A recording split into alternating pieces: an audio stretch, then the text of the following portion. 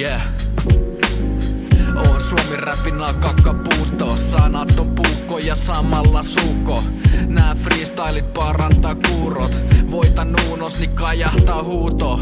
Vaikka tää on kyllä enemmänkin shakki, jotkut tos otti lait venailemas mattiin. Joka sale juttu karaoke baariin, uljasti lentää nikku kusilaariin. Rest in peace.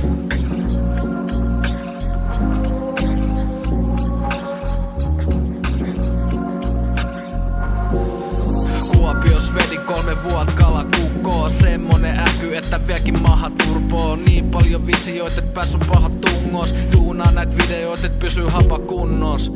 Mä nostelen lyyristä rautaa, räppään ja omalla tyylillä laulan. Timanttinen kynät pysy kyydissä kauan. Sisällä tyyntä jopa myyttistä rauhaa.